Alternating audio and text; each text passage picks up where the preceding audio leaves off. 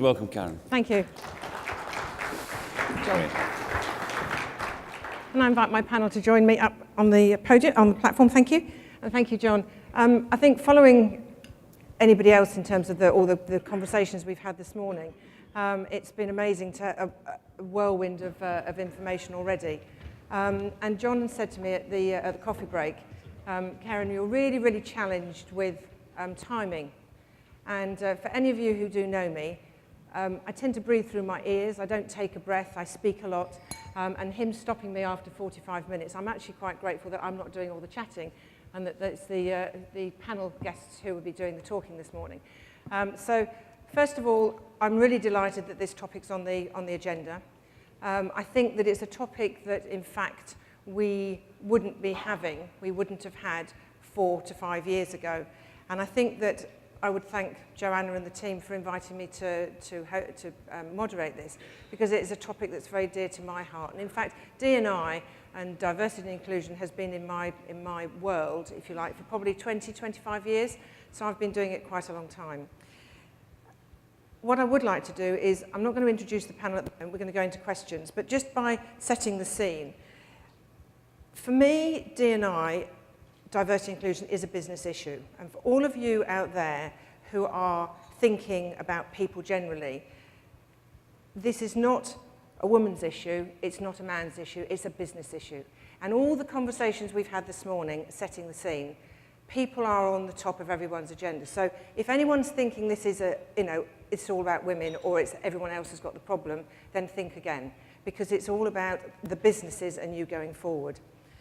Just a few facts. I managed to do the research anyway, but there's some facts. At sea at the moment, the ITF say that the 1% of seafarers are women, and that apparently about 2%, some say 3%, of the world's maritime workforce is made up of women. So that's one factor. On shore, women hold approximately 55% of global maritime roles, but they're all in junior level positions, and 9% are at executive level. So again, just to bear that in mind and set the scene. In terms of the room, and I do this quite a lot, but how many of you in the room, in your HR departments, have got a D&I or a diversity and inclusion member, a specialist, I'm talking specialist, in your organisation? Someone who concentrates on diversity and inclusion in your organisation. Right, for those, don't look round, not a single, sorry, have I missed anyone? Not a one, beg your pardon, Eve. Yes, sorry, Eve. One hand went up. You're against, as an industry, we are up against other industries who've had diversity and inclusion specialists looking at not only gender, but culture, religion, and everything else, all other aspects of inclusion in their organisations for probably, dare I say, 20 to 25 years. So that's what we as an industry are up against. That just, again, just sets the scene. As far as my second question, how many of you in the room have got daughters? Okay, and with that came a giggle. Because why? Because actually, if you're going to think about the conversations we've had already about the next generation coming forward, if we're excluding potentially 50% of our talent in the world, then as far as I'm concerned, we're doing ourselves a disfavour. We've got to think about it and we've got to think about it differently. So again, it just sets the scene. And a very quick example was when I ran it was a women's network in the banking industry, and I will go back, it was 20 years ago, and it was 350 most senior women in a room, which I was moderating, and we took the decision to ask 100 men to join the conference. And I had some thank yous in the afterwards, and they said, we didn't realise what you talked about. We didn't realise what you did. And it was a business meeting. People don't necessarily realise. People take the mickey, people do everything else. But actually, the senior executive came up to me at the end and he said to me, can I just say thank you? Because I had no idea of the talent that was in this room, and you've opened my eyes. Thank you for inviting me to speak. Now, that was 25 years ago. So I don't want to take all the floor. These ladies and gentlemen, Andreas, can I just start by Andreas, we've already been welcomed, I know, but can I just start, Andreas, can you just share the comment you made to me at a coffee break? I made several comments, so which one are we The one, talking how you were feeling about well, it was, I think it was a learning experience because all of a sudden I realized that I was sort of the only man in a panel of women, and I thought they probably only chose me because I'm a man and they needed someone who said yes. So to show that there's a diversity here as well. So, but then it actually struck me that I think actually turning the other way around, that, you know, I have actually sometimes said, yeah, we need to find a woman, and just find a woman. So actually it made me think about sort of why are we choosing people and how diverse are we really when it gets to that. So good. Yeah. And if but I'm here not representing anybody else but myself, so yes, not exactly. man or woman. Thank you. And I think that's absolutely right, but just to highlight that in terms of how people are asking. So we've got a number of questions we're going to try and answer, and then what I'd like to do is open it up to the floor. And we won't be doing the Slido. So what I'm going to do is just ask the first question, and that is, in terms of, and if Karen, if I can ask you this one first, what roles are women currently filling in the industry? I'm Karen Avellino, Executive Director of Business Development, PTC. Okay, to answer the first question, currently we have two types of positions that are made available for women, shore-based and also the sea-based positions. We've also seen an increase in the number of women executives on the shore-based, particularly here in the Philippines, from women directors, managers, crewing managers also, trading officers, researchers, and others. However, on the onboard side, while there are various positions, of which in PTC, for example, the highest one is a chief officer. We have deck and engine officers, we have wipers, we also have ETO, we have an ETO. Likewise, we have several cadets both for engine and deck. But more than the positions that are available, we still see clearly that there's very few people that are actually on board. In the case of PTC, we're just about 0.73% only. The total global number of women workforce is actually 39.3%, and 2% is the number that constitutes the total women seafarers in our industry. So it's still very few. I would just like to emphasize that IMO has had the program for 30 years. This is the Gender and Capacity Building Program. But 30 years for a 2% number of women on board, I think the industry has not yet embraced the concept at this time. Okay? But I also would like to emphasize that there are also companies that are really pushing women to be involved in the maritime industry. There is one company that I'm pretty much proud of because they targeted a 30% women workforce on board. This is Celebrity Cruises, but there's a difference. The president and the CEO of Celebrity is Lisa Lutoff-Perlo. She's a woman. That's the reason why she was really pushing for the 30% workforce. However, I'm also thinking that this might be a good strategy for all of us if each company would target a certain amount or certain number of women in the shipping companies. That may be one strategy by which we can increase the number of people on board. Yeah, and certainly I want to raise that question later on in terms of the general targets and what we actually do to make a difference. But I think, Andrew, you've got a view from the Greek situation? Good morning. My name is Angie Hartman. I'm Executive Vice President of Starbulk and President of Wista Hellas, and just elected also Executive Member of Wista International. One thing I fully agree with Karen. I just wanted to say that taking into consideration that there's 1.25 million seafarers globally, so 1 to 2% women seafarers is nothing. Coming from Greece, which is a very well shipping hub. You know, we have a lot of ship owners and a lot of seafarers also, just like Philippines. I can say that I see a small change. Things are changing. You can see women in managerial positions. For example, in 1993, when I first started working in Starbulk, which is a family business, I would say I was maybe one of the few crew managers. Now you will see a lot more women in these positions, legal, accounting, DPA, whatever. So I would say things are changing. And as far as seafarers, yes, we have also recruited women in our tankers. It's slowly we're moving towards this angle. We do have a shortage of seafarers, so I think woman is a very good thing to utilize. Everything has to deal with training, and to set our mindsets have to change. Thank you. Thank you, Angie. Andreas, can I ask you, in terms of from the Danish point of view and the bodies and the boards you're working on, how are you seeing that change in terms of women roles that they're actually doing, positions they're in? In the maritime domain, yeah. Well, I would say that on the shore side, I can recognize the figures that you gave, and I think that's very good, sort of matches what the experience we have in Denmark. I think that if you are recruiting people for the shore side of the maritime sector, you have a lot of women who applies.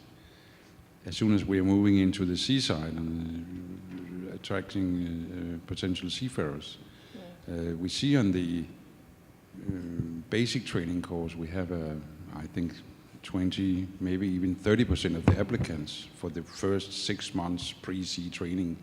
They're women, but they don't go to sea. So in the end, we can see that it's around maybe 2-3% of the graduates from Marine Engineers Academy and Deck Officers Academies. They're women. So even I would say that in Denmark, where it has been basically part of public policy that there should be diversity and inclusion, I think that we do have a challenge if we want to attract and have more women going to sea. And I would say, speaking as Director General for the Danish Maritime Authority, I can see that in DMA, I would say that we have around between 30 and a little more than 30% are women. Half of our staff are technical staff, and in the technical, there's maybe 2 or 3% that are women. Yeah. So again, you could say it affects the whole chain of competences, the flow of competences from seaside going into shoreside. Again, authorities, everybody who depends on people with the experience from the ships, we can actually only recruit men because that's the only thing that's available. So it has a great impact. I would really like to see that there would be more women, because I think it makes a difference. I think also, to me, it's important to emphasize that it's not about a matter of fairness or it has to be right or anything.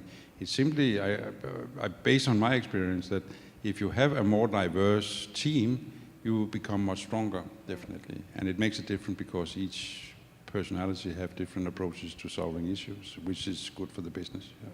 Andrew, you want to add? I'd like to add something. In our crew department, we hired a chief mate, a lady. She was on ro-ro vessels for quite a few years. So although she had nothing to do with the office, because this is totally different, we welcomed her experience from the vessels, which at the end of the day was a very good input. So I would say that this is also an excellent opportunity to have women. I think it's one of those challenges, isn't it? If you've got, if people have had experience, whether it's ladies coming ashore, in what jobs they've got, it is different. But when people come ashore and offer that experience, it's again, the shore base get the benefit of what's happened at sea as well. And I know there is an increase. In terms of technology, data analytics, we've heard a lot about that this morning as well. What about any changes that's likely to happen in there? Anyone any comments on that one? Okay, in terms of the new Yeah. technology, okay, we know for a fact that soon the autonomous vessels are actually being the talk of the town. I think we have a more, women will have more chance. Yeah. It will be an equal footing also when it comes to this type of technology, because now it doesn't need really a hard labor type of skill, but instead it's really more on analyzing or remote operations. And what we just need is to make sure that all women who are interested, or probably everyone, the seafarers, would be properly trained in this technology. So I think this is now a very good opportunity for women as well. Okay, what about the cruise industry? What about MSC? Hello, everybody. I'm Valentina Basso. I'm a crew development manager for MSC Cruises based in Fort Lauderdale. So in MSC, and I think across the industry, technology is really helping us get more visibility.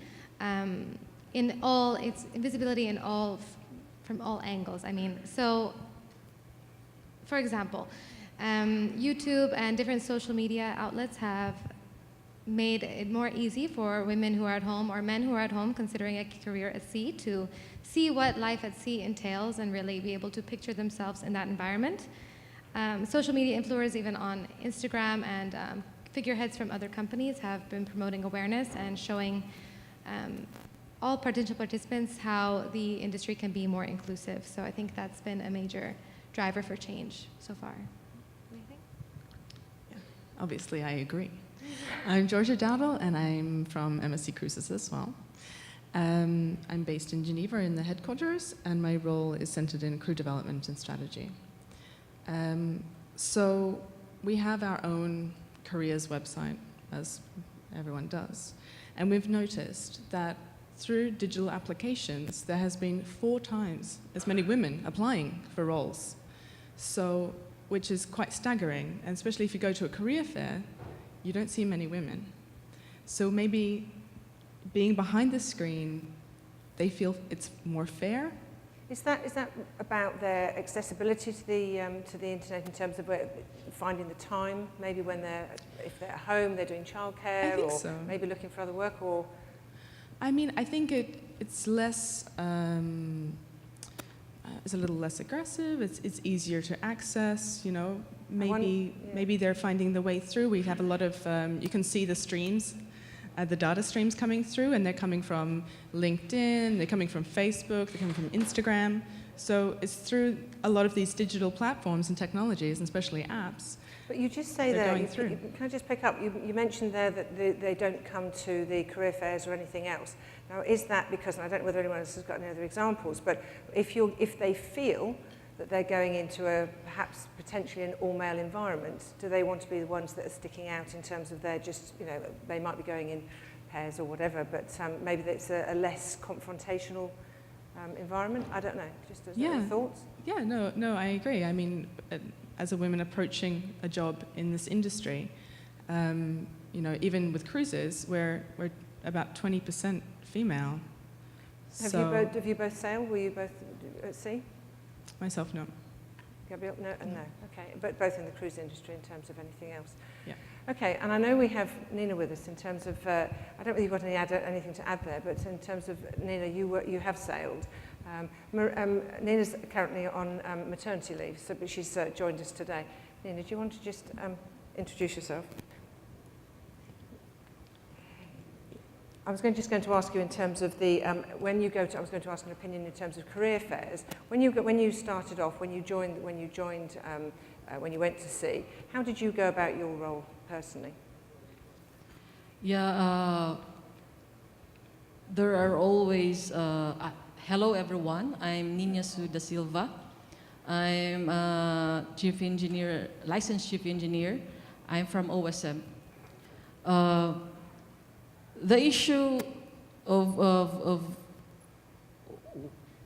being woman on board is always a challenge, and I've always been said that this is a man's world, and even though they say that one, I'd show to them that I can do their job the same as they do, and I can do way better than them. They can do, yeah. And I think it is hard. Sometimes I was talking to someone last night, and we were talking about the challenges of women and men applying for jobs. And I don't know how the panel feel. Andreas, you get a single vote here. But when a man applies for a job, then typically we would say in HR terms that you would, as a guy, and I'm looking at all of you guys out there, then I would say that actually when you apply for a job, you probably think that I can do 75% of that job, and the other 25% of it, I'm actually going to wing it. Now, somebody said to me last night that they reckon the last job they applied for, they thought they could do, and this was a guy, that it was 65% of the job. And actually the remainder, they wing it as well. But however, from a female's point of view, and ladies, I don't know whether you agree or disagree, but from our point of view generally, and it has been proven that typically women would actually want to actually know they could do the job before they actually apply for it. In fact, 100%, if not 110%, I'm getting nods here. So again, it's the difference in terms of your style, your behaviour, and your preferences in terms of how you behave. But I guess that's nature. That's what we've got in front of us, and that's what we actually deal with.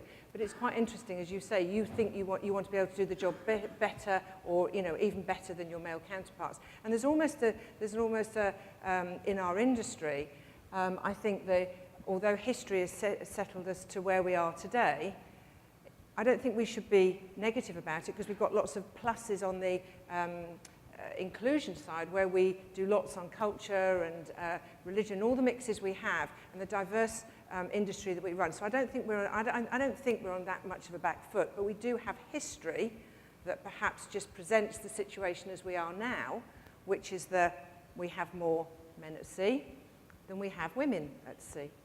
So let me just move on to in terms of would positive affirmation, in terms of if we start looking at setting targets and bits and pieces like that, positive action or positive affirmation, how much difference do you think that would make in terms of employment, cadetships, and in terms of those amongst you who would support it or not?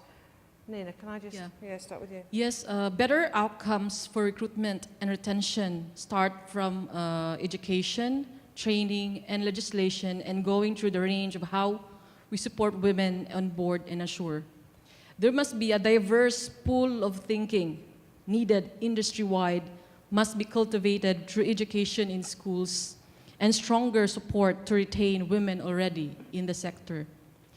And there are already ship owners are giving opportunities to women seafarers, and I really appreciate and encourage them to have more ship owners like them. Even the IMO and ILO, as we all know, they have this program, and it's now 30 years, and it's continuing to empower women. That's striving, giving fuels to economies. And another one, as a representative of Associated Marine Officers and Seamen's Union for Women Seafarers, we are very happy and that our campaign has reached to ITF's priority regarding women seafarers and promotion on board the vessels. Thank you. Anybody else want to comment? Angie? I just want to add that already the safety culture of shipping has shifted from the Safety 1 model. We learn from our errors and implement systems. To the Safety 2 model, a proactive systems, we learn from our successes, which requires more human interaction and a set of core competencies, knowledge, skills, and attitudes. Training is the most important factor. A well-trained and motivated crew in the industry, best investment towards safe operations according to the latest 2018 Safety and Shipping Review by Allianz. Thank you. What about Gabrielle, yes, in terms of MSc? Yeah, so we think that positive affirmations could come through mentoring and also a lot of support from our male colleagues on board. They should be championing the women's role and including them on board, especially from the management. It means a lot. Also, it's a change management thing. We need to create an equal opportunity environment. We have our values in MSc that are really strong, and we are constantly striving towards creating that environment of equal opportunities. Do you want to talk about millennials? Yeah? Millennials. Okay, yeah? Okay. Cameron, do add. I'd never like to miss a comment. Yeah. No, so we're aiming towards equal opportunities, and actually some of our top management in cruises have said, I want to be in a video. Can we do it for International Women's Day next year, because they missed out this year? And it's great to have males in power in our top management roles saying, I want to put myself out there, and I want to make sure that women know that I will welcome them. So it's about sponsorship, making sure people are aware, and of course training. I think we can agree on that. I think also mentoring is very important. You have the old to pass and knowledge to the new. Mentoring, I think, is basic. Important. I have a view on mentoring, make sure we've got the right mentors in terms of having good role models and good mentors. And again, it's a difficult task in terms of mentoring people. Having the skill to actually sit back and ask those questions, as opposed to perhaps create more of the same, another one of you, if you like, in terms of mentoring.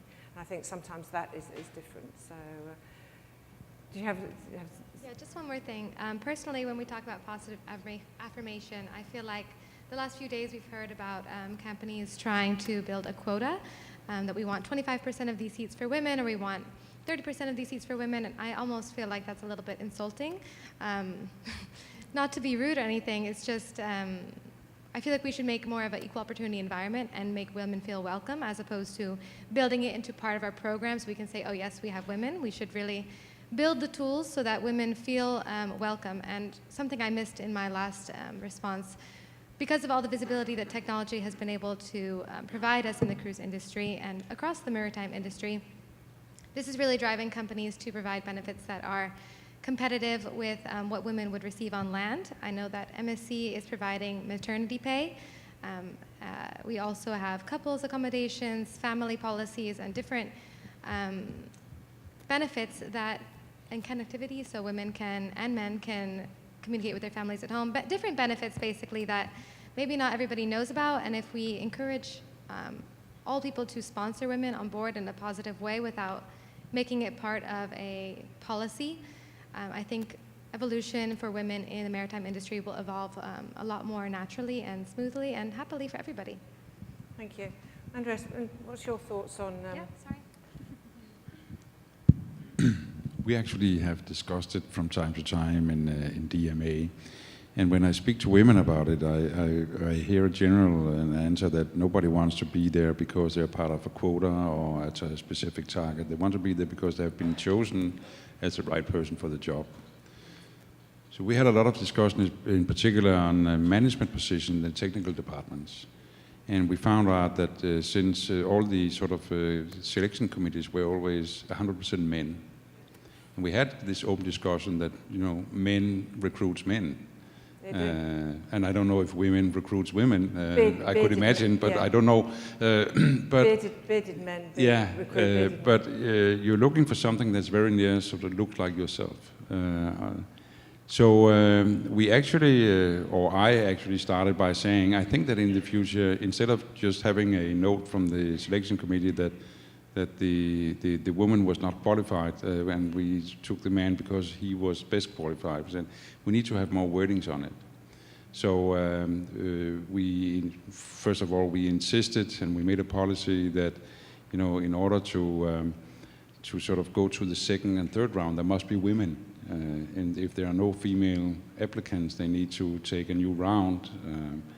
And then in the end, if you have a male and a female candidate, it's not enough just to say it's not qualified, but you really have to say what is it that this candidate is not capable of. And I must say that again, coming back to reference to what I said initially, that we simply don't have enough applicants. Honestly speaking, if we need technical maritime knowledge, it's like we can look again and again and again, and simply we don't get the applicants. So, I think the lesson we have learned is it actually led to a discussion as to how do we recruit, what are we actually looking for, and I would say that we still could probably still be better, but I think it has sort of started and sort of a greater, you could say, more awareness about it. Yeah. To go on, yeah. If, as an example, you mentioned there about the male panels, and because the industry is so heavy on the male side, we come across it quite a lot, where women are being invited onto panels to be an impartial or be a sort of another voice, so that you actually do make a diverse panel. And it is something that, if you haven't considered it before, I certainly myself have been invited to join an organisation, not join a company, but to actually be a female representative on a panel at some of the decision-making stages of interviews, so that you have a diverse panel on it. And I think it does allow the process to feel fairer, as opposed to, and again, it's just how it's felt. But it's a different opinion. Someone else is in a different style of opinion as well. Let me just touch on, before we open up to the floor, let me just touch on the last the question we asked ourselves, which was, what are the common objectives deployment on board, and how can we really get rid of these, and how can they be defeated? I think, Nina, in terms of knowledge or experience. Yeah, I'd like you to share something. 15 years ago, I applied 124 companies, and they rejected me because I'm a woman. One of the biggest challenges for women in global maritime industry has been tainted with patriarchal ideas of men, and women are combating perceptions that such jobs are meant only for men and require a skill set more associated with them.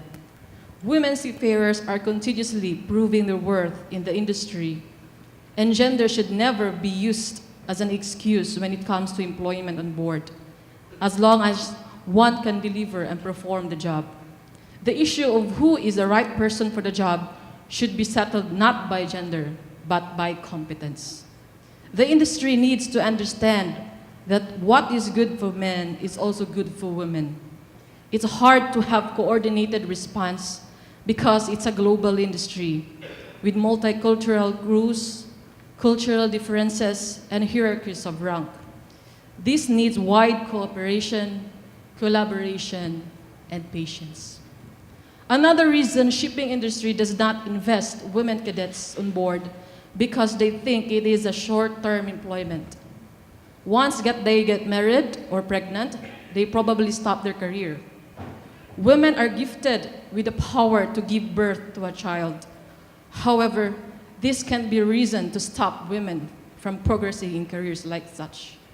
Shipping should provide short-term and long-term work goals in empowering their women seafarers.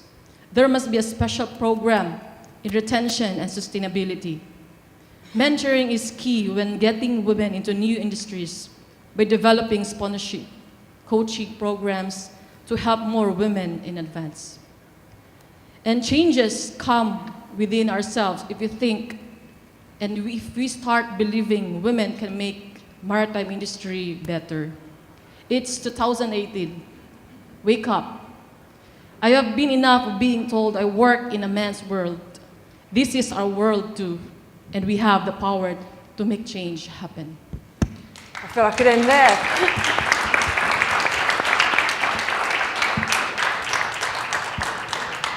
And I think that comes from the heart. That comes from, we're talking seafarers, we're talking crew, we're talking about an industry. We talk about the sea to shore transition, we talk about the transition, and I'm really applauding the conference by the fact that the dialogue has gone much further in terms of we're taking the talent from the sea to the shore. But if we think about it, if we miss women like Nina and everybody else that sat on the panel, but if we sit and we miss that, then actually when her career carries on and she's finished at her sea time, then we've got an industry who actually wants somebody on the shore as well. And you go into ports, you go into all the other industries that we're going to be welcoming into our industry, technologies and everything else. So we are growing and expanding. So I think it's exceptionally well said for that. Well done with that. Anybody else? Karen, we're going to say something. I think there's really no opposition. This is my belief from the shipping industry. It's more on the readiness or preparedness. For example, most of the ships are designed for masculine environment. It's not yet ready for the, for the feminine environment. That should be one factor. Yeah. Second, again, sustainability of employment. If women would only cater to certain positions and then leave, it's not going to be financially healthy for the shipping industry as well. These are factors that are still pending up to this time. Maybe with more women coming up with interest in the shipping industry, and maybe with the enlightenment that will be that has been provided by our co-speaker here, then more opportunities again will be given. I would also like to encourage a lot of the shipping companies that if you hire more women, it will be a better world in the ship. Why? Women are not only very intelligent, okay, we also have attention to details. So if men could not see things, okay, when it comes to details, women can do that for them. We've had experiences on board wherein when crawling in the engine room, the female cadets can even do it better than the male cadets. So there are a lot of things that we can do. It may not be that much yet, but for sure, there would be a good number of female in your ships that will make your ships a better place. Wow, that was good.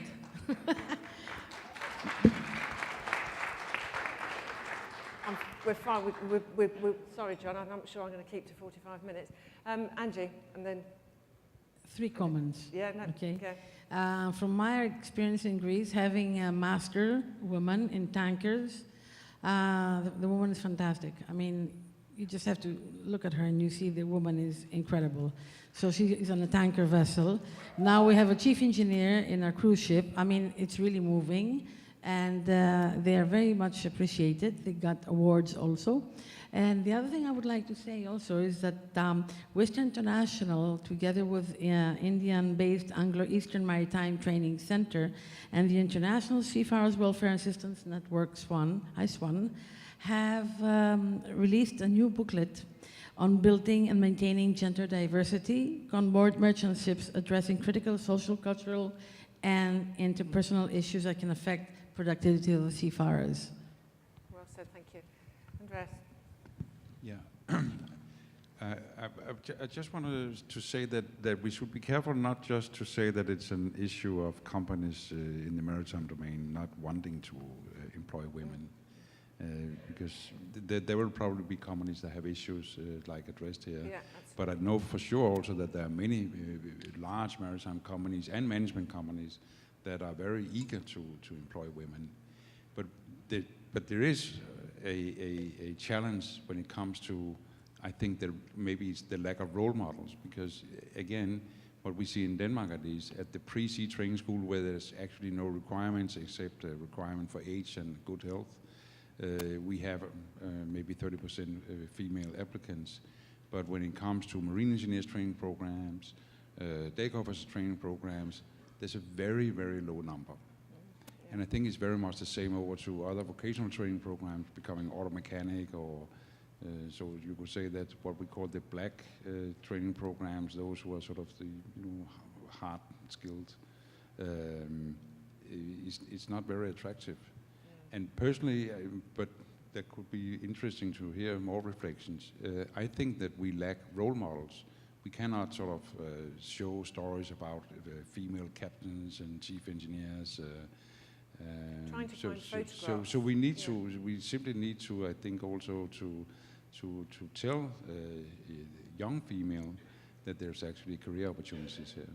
So it's just so we also get a balance to the issue here. It's not only about companies not having the right policies. There's also I think there are many other things that we have to address in order to ensure that the recruitment of female seafarers are increased.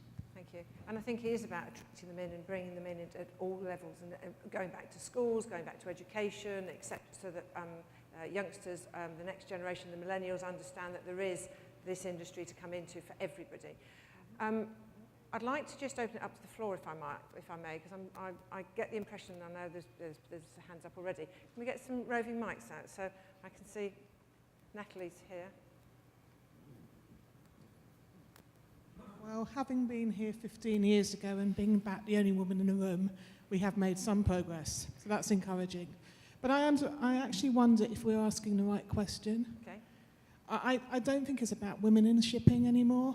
I think it's about diversity and inclusion, which is what you were talking about earlier.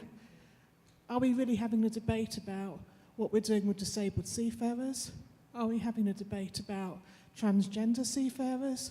Are we having a debate about really optimising the pool of people we should be having in the industry? If we're truly talking about diversity and inclusion, that means considering all those groups as well. Or are we still a bit staid as an industry? Comment? Anybody? Yes, well done for the comment. I totally agree, and I think I think that was the point I was making earlier, that if you actually unpick inclusion, diversity and inclusion, you have to address all of them. I think gender is the biggest element of diversity. Does anyone from the panel want to comment on that? No, we got. Yeah. So in cruises, of course, our picture is a little bit different. We have, a lot of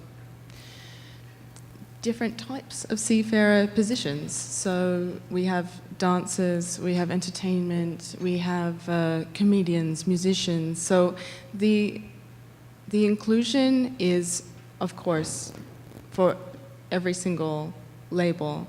However, we're still seeing such a low number of females, and we need to take steps towards that. And it ultimately should be like every company, 50-50.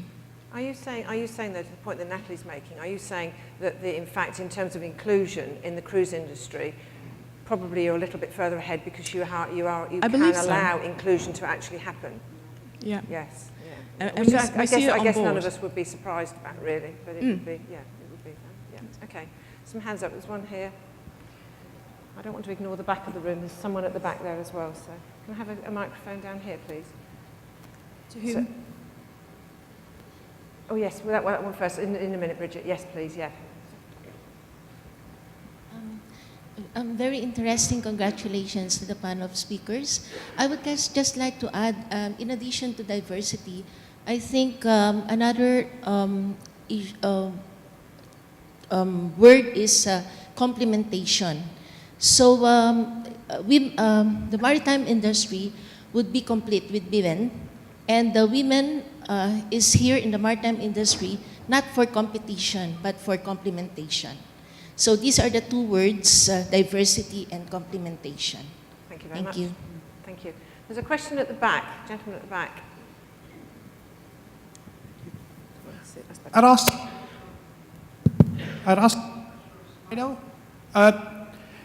it's about gender dysphoria. Now, there is a lot of talk about women in maritime. It is catching up, not as fast as we would like it to, but it is. However, there are a lot of people who identify as women while not biologically so. And what about them? How do we get more inclusive in the industry while giving people with gender dysphoria opportunities, where there are countries, a vast majority of the countries in the world, which do not even recognize it as a real thing? Thank you. Any comments? Anyone want to take that one? Yeah. So, of course, it's difficult because we try to have females with females in cabins and males with males in cabins. But, we have actually actively included this statement in a lot of our policies. For example, our grooming policy on board. So for those who identify as female, they can wear a set of earrings and a necklace, or because everything's very strict. But I think it's including these statements, even in basic policies, brings a feeling of inclusion that we believe is very important. I think that, as you also mentioned in your question, that things are actually moving, and actually just recently in Denmark and Copenhagen we had the Gay Pride, and many of the big shipping companies, including the biggest one, actually were very active on this, supporting and transgender and gay, lesbian, and even the local big passenger company had the Gay Pride flag, the ship flying the Gay Pride flag during on their route, en route. And my point is that I think things are slowly moving in the direction on not just talking gender balance, but actually really being talking in the essence in inclusion of whatever diversity that exists in a society. So I would say that just by having a debate on this conference, I think we are moving just a little step forward, and I think that it will continue. So my point is to your question that I think things are moving in the right direction, and it will mature and become more common, I think, in the future. Yeah, thank you. I'm being allowed to take one more question. Can I have a microphone down here for Bridget, please? I'm sorry if I haven't got around to the others that are asking. It's a quick one, Bridget. Yes, I will be quick, thanks. I just wanted to share something that I heard from a very senior person in a very big multinational maritime company recently. She's managed to climb up the slippery pole right to the top of her company, not to CEO level, but to senior board level. She's now included on employment panels, recruitment panels, and she says she never believed in targets until she reached this stage. Now she's hearing her male colleagues say, they were the best candidate, but we've got enough women already.